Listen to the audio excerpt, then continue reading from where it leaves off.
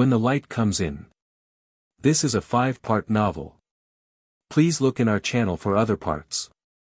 And don't forget to subscribe. Thank you. Part 2, Between the Lines. Maya had always been good at reading between the lines. She saw it in the couples she photographed, the way a bride gripped her bouquet like it was armor, or how a groom glanced at the exit during vows. She caught the moments no one else did, the mother-in-law's disapproving frown, the maid of honor's forced smile, the bride's breath hitching just before she said, "I do." Her camera lens became a mirror for everything people tried to hide. But Aaron was unreadable. In the 6 weeks since that night at his apartment, he hadn't pushed. No sudden declarations. No awkward invitations. Just quiet consistency. He messaged her nearly every day, sometimes funny, sometimes thoughtful, always light, but never crossing the unspoken line between them. Maya both appreciated and hated it. Because deep down, a part of her wanted him to cross it. To risk it. To say the thing she couldn't say herself. Instead, they danced around something unnamed.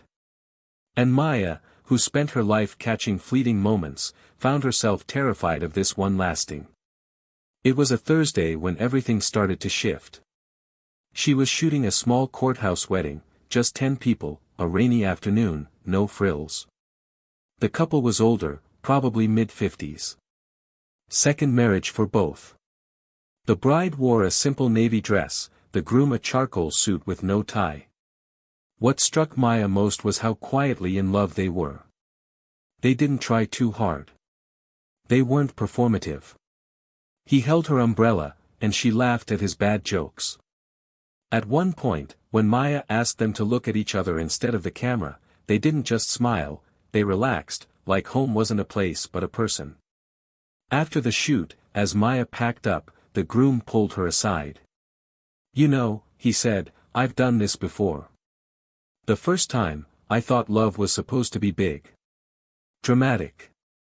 Full of passion and declarations. And now?" Maya asked. He smiled, eyes warm. "Now I know love's supposed to be soft. Safe.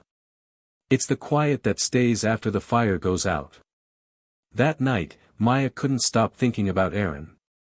She sent him a photo from the wedding, a candid shot of the bride fixing the groom's collar, both of them smiling like no one else existed.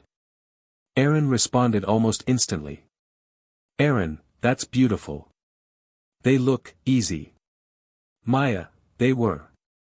No drama. Just comfort. "Aaron, think we get that on a second try?" Maya. Typing. Deleting. Typing again. Finally, she sent. "Maya, I think we have to want it more than we fear it." No reply came right away. She stared at her screen for 20 minutes before tossing her phone on the couch, annoyed at herself for hoping. But an hour later, he replied. "Aaron, then maybe we're already closer than we think." They met the next evening at the lake. It had become their spot, an old dock on the north end of the park mostly abandoned at dusk. They'd sat there 3 times now, feet dangling over the water, trading secrets like old friends instead of near lovers. Maya brought coffee. Aaron brought chocolate. "Truce offering," he said, holding out a bar of hazelnut dark. "Was there a war?" she asked, amused. He shrugged. "There's always a war, inside people like us. Between staying safe and wanting more." She took the chocolate, silent. The lake shimmered under a silver moon. A breeze lifted Maya's hair. Aaron watched her from the corner of his eye, thoughtful. "I wanted to say something," he said quietly. "But I don't want to ruin what we have." "You think saying how you feel would ruin it?" she asked. "No. I think pretending I don't would." Maya turned to him, her heart suddenly loud in her chest. He held her gaze. "I like you," he said. And not in a casual, maybe let's see where it goes kind of way. "I like you in the way that makes me want to be better. In the way that scares me." She didn't speak. Erin gave a half-smile. Too much. Maya shook her head, voice soft. No. Just, real. Then she reached out and took his hand. It was the first time they touched, skin to skin. And it wasn't electric or fiery, it was warm. Steady. Safe. Over the next few weeks, things changed. Not all at once, but in small, deliberate ways. Erin started texting good morning. Maya started answering good night. They went to museums, bookstores, late-night walks through quiet city streets.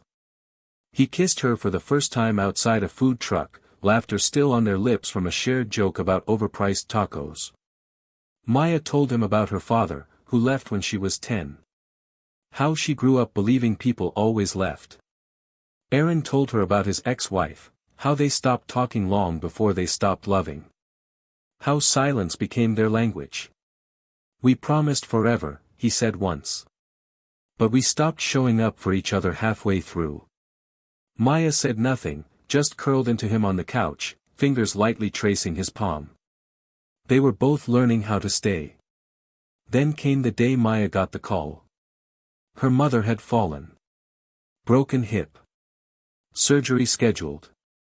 Recovery uncertain. I'll fly down tomorrow, she told the nurse. Can I speak to her? She's groggy. But she asked for you. Maya hadn't spoken to her mother in almost 2 years. They loved each other, sure, but love didn't mean closeness. Her mother had always been cold, distant. A woman who showed affection through criticism and discipline, not hugs or praise. Erin offered to drive her to the airport.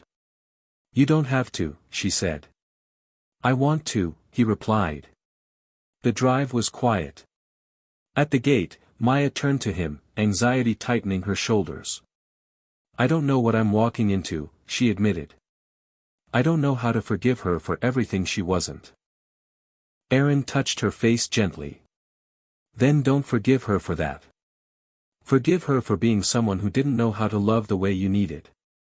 Maya's eyes stung. That sounds too easy. No, he said, it sounds like healing. She kissed him then, deep, quiet, trembling with the weight of something just beginning. While Maya was gone, Erin texted every day. Not to crowd her. Just to remind her he was there. Erin, I know today's probably heavy. Sending peace. Erin, coffee feels weird without you judging my sugar ratio. Erin, remember to breathe. She answered when she could, her replies short but steady. He didn't push. Maya stayed 5 days. She held her mother's hand after surgery, listened to her recount memories Maya barely remembered, watched as the woman who raised her softened under the veil of painkillers and regret. You're doing okay, her mother murmured once. Better than I ever did. Maya didn't know what to say to that.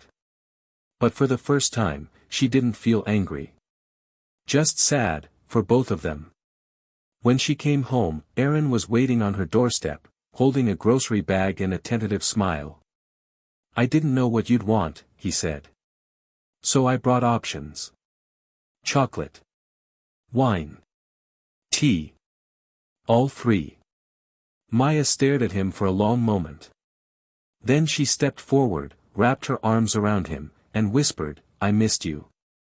And for the first time in years, she meant it. Not because she needed him to fill a space.